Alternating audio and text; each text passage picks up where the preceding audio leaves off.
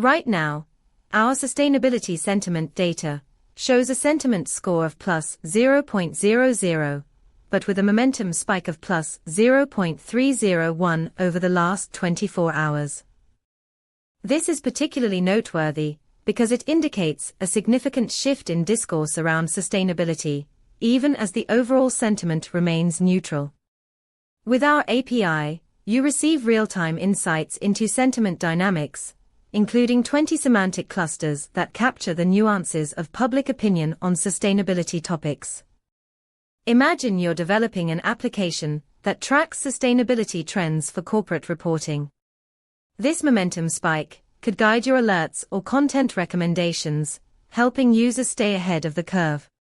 For more details and to get started, visit pulsebit.lojenterprise.com/docs.